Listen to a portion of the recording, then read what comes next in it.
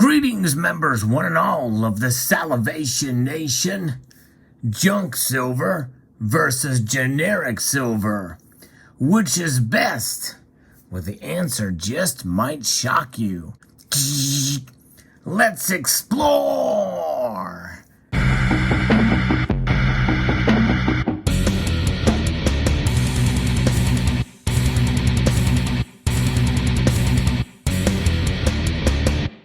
Yes, indeed.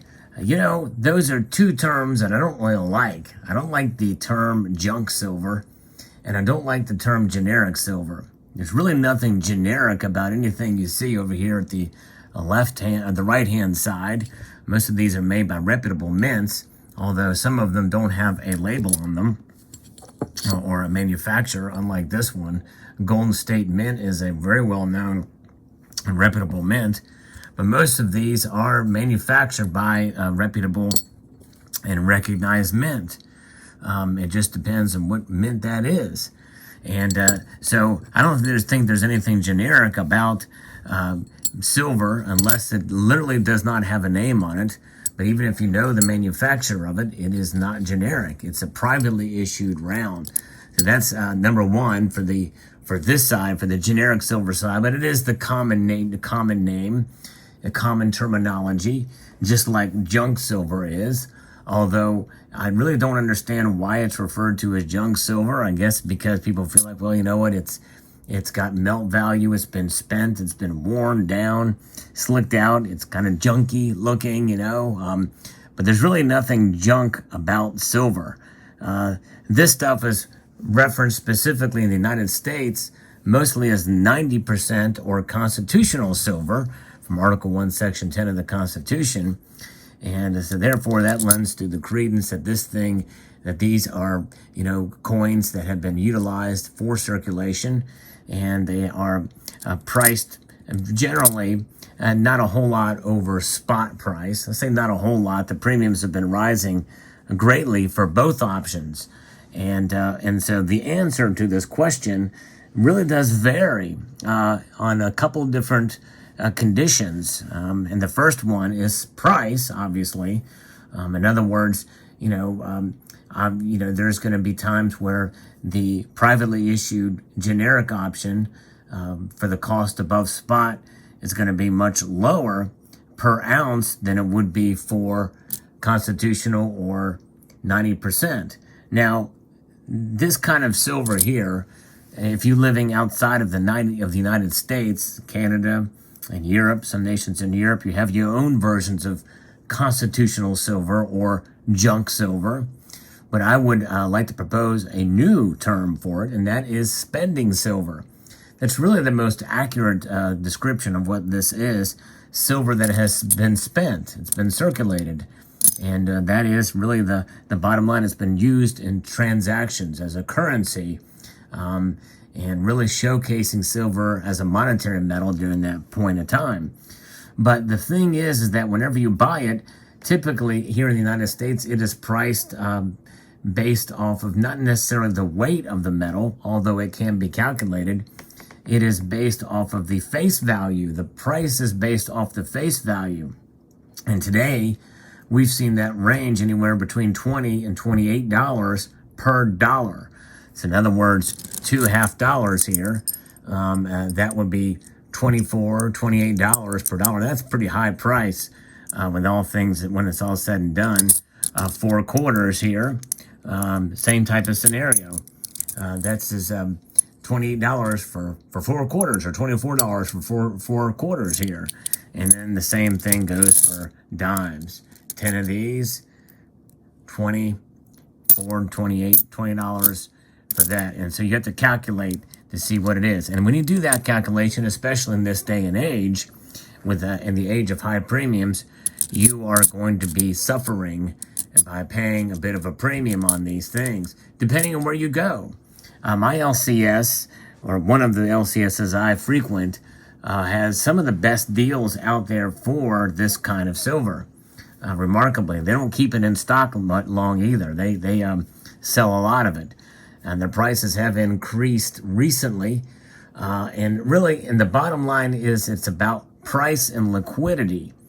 So that's why it's not it's not an easy question to answer, and it just depends on the agility of your strategy. In other words, are you looking to get some fractional silver? What is your budget like? If you are on a limited budget, you may consider getting fractional silver. If you can't afford, $5 above spot, which is about the average for privately issued rounds these days. These rounds come in various different forms, with the Buffalo version of this being one of the most popular options for privately issued or generic silver out there. And it is a very popular option that you will see out there. And so therefore, the cost per ounce is averaging about 5, 6, sometimes $7 over. There are occasions where you see it for $4 over in this day and age, but there has been times when we'd see it for $1 or $2 over. $2 over used to be pretty much the standard, especially at my LCS. It was kind of the de facto standard, $2 above spot for generics. But nonetheless, when you are looking at that kind of price movement and the increase in the premiums that have more than doubled over the past couple of months here and to year or so, then you really have to weigh out your budget and see what is worth it or what it's not worth as to what you're going to pay. Higher premiums on a limited budget means that you may have to consider other options, and you may have to go fractional. And the best way to go fractional in terms of buying silver is definitely the spending silver, the constitutional silver, the junk silver side. Because when you weigh the premiums, and depending on what they are, you may pay a higher premium for this $0.50 than you would be if you were to put in two $0.50 and a dime or whatever is going to be equal to 1 ounce of silver. And you weigh that out, and that little extra premium that you pay may be worth it, as you are still accumulating and you're still getting a little bit of silver, not knowing where the price is going to go. That's always a gamble, no matter what kind of silver you buy, no matter what premiums you pay. You can pay a very low premium for silver, and the difference between constitutional silver or junk silver compared to your generic or your privately issued rounds is going to be relatively negligible. These days, the constitutional silver is more, but there are times when it's a little bit less, and it just depends.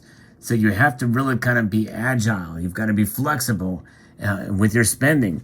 Now, obviously, I believe, especially in terms of liquidity and recognizability, some of these privately issued options are very recognizable and very liquid. It just depends on the market that you're working in.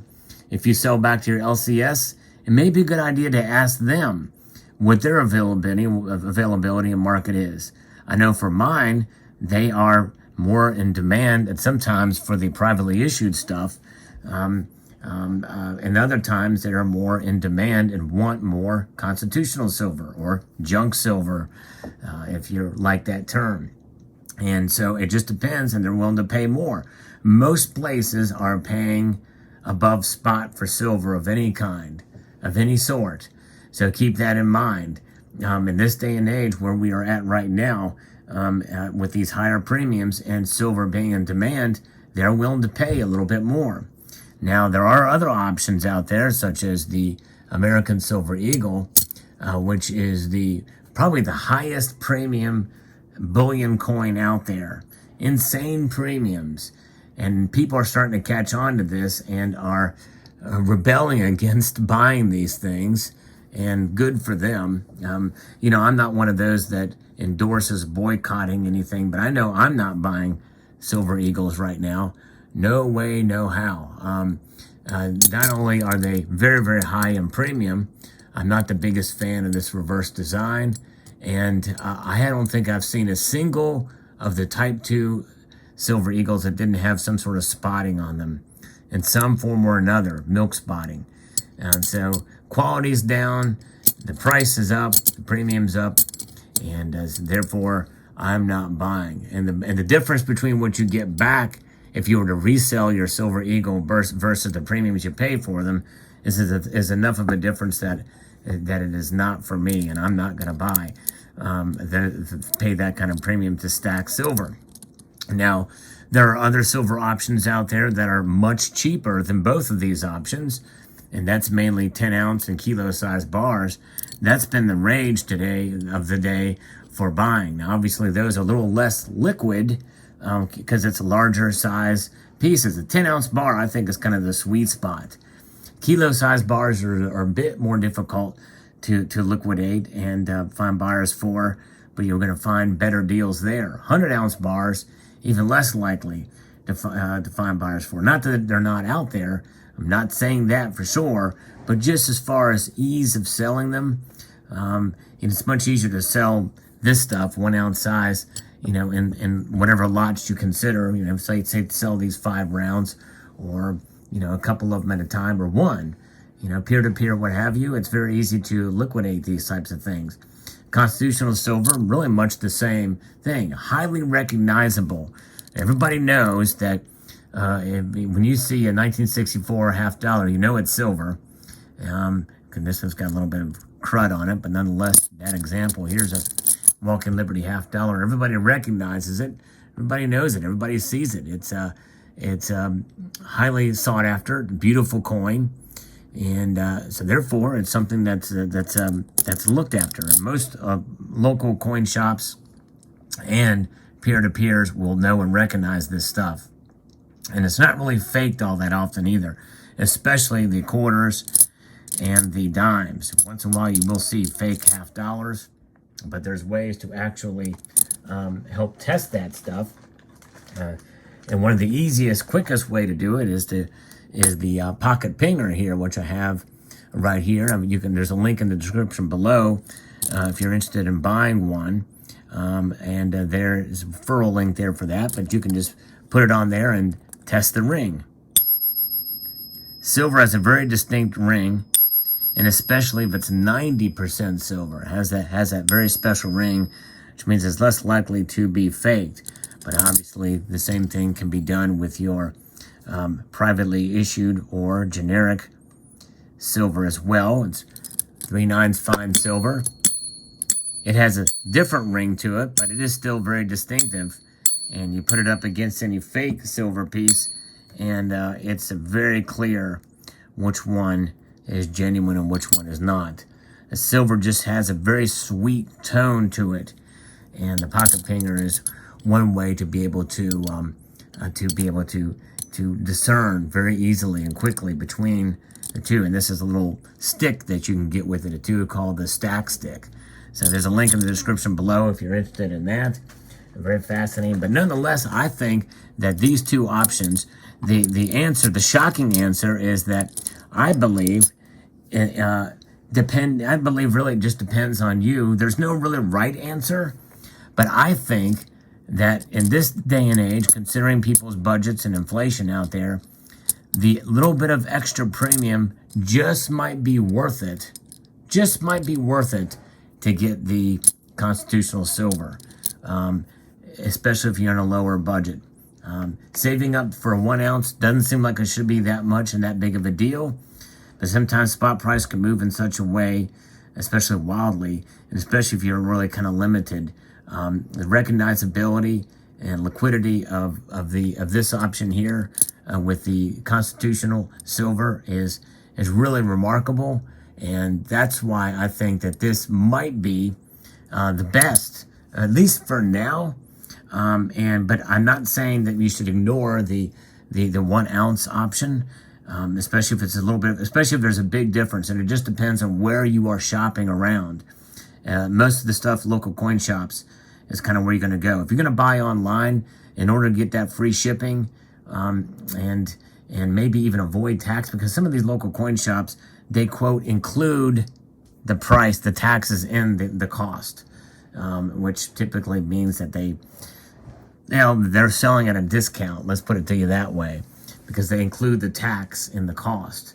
But if your state has not repealed those taxes or what have you. They got to think about that too, and the minimum in order to meet free shipping, and that's going to be the big difference. So it just depends on your location, your shops, what they are selling it for, and but nonetheless, even if there is a little bit more of a premium for the constitutional stuff, I think in this day and age it's worth it.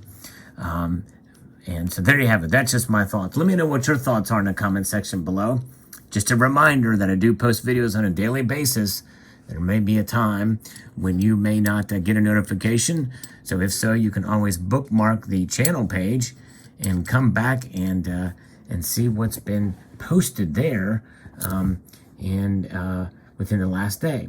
So I'd like to extend a multitude of gratitude to you all for taking the time to watch, and to encourage you to please rate, share, comment, and subscribe.